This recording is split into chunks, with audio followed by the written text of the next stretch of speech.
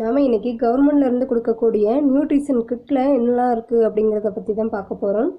நம்ம nutrition kit வாங்கிட்டு வந்தாச்சு. நமக்கு வந்து இன்றைக்கி கிளிப்பச்சை கலர் பெட்டி கொடுத்துருக்காங்க.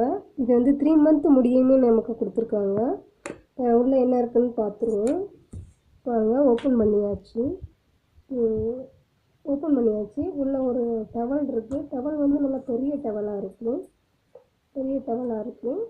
நல்லாயிருக்கு. அடுத்து காஃபி குடிக்கிறதுக்கு கப்பு ஒன்று வச்சுருக்காங்க. பிளாஸ்டிக் கப்பு தான். இதில் வந்து பால் ஊற்றி நம்ம பவுட்ரு கலந்து குடிக்கணும். அதுக்காண்டி இந்த கப்பு கொடுத்துருக்காங்க. அடுத்து நெய் வந்து 1/2 கிலோ. எவ்வளோ ப்ரைஸ் போட்டிருக்காங்கன்னா இதில் 365 ரூபா போட்டிருக்காங்க. நெய்யோட ரேட் வந்து 365 ரூபா அப்படின்னு போட்டிருக்காங்க. அடுத்து என்ன பார்க்க போகிறோம் அப்படின்னாக்கி, அடுத்து கொடுத்துருக்கிறது வந்து பேரிச்சம்பழம் கொடுத்துருக்காங்க. இது வந்து 1/2 கிலோ. இன்னொரு 1/2 கிலோ டப்பாவும் இருக்குது. மொத்தம் 2 டப்பா, 1/2 கிலோ டப்பா, 2 பேரிச்சம்பழம் டப்பா கொடுத்துருக்காங்க. அடுத்து அடுத்து வந்து சிரப்பு கொடுத்துருக்காங்க. இந்த சிரப்பு வந்து 3 பாட்டில் கொடுத்துருக்காங்க. டெய்லி 10 ml குடிக்கணும். இதோட ரேட்டு வந்து 120 ரூபா போட்டிருக்காங்க. டெய்லி 10 ml நைட்டு மட்டும் குடிக்கணும். இந்த டானிக்கு அவங்க சொல்கிற மாதிரி நம்ம குடிக்கணும்.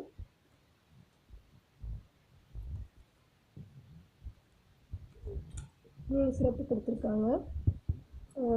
அடுத்து ஒரு பூச்சி மாத்திரை ஒன்று கொடுத்துருக்காங்க. இது வந்து கண்டிப்பாக போடணும் அப்படின்னு சொல்லியிருந்தாங்க.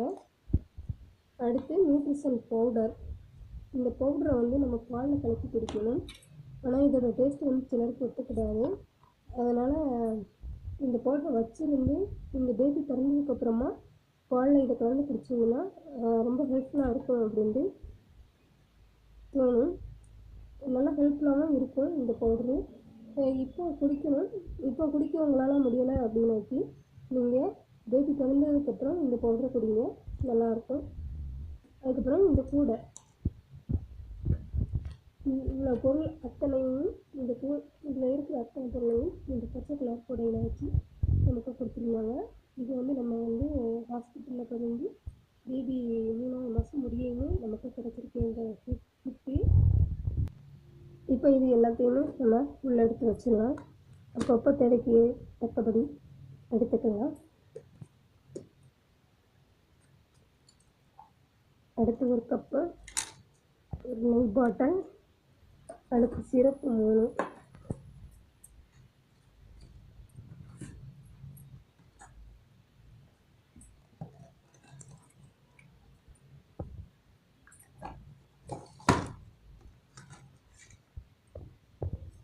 அடுத்து அந்த பவுட்ரு, சத்து மாவு பவுட்ரு 2 பாட்டில் கொடுத்துருக்காங்க.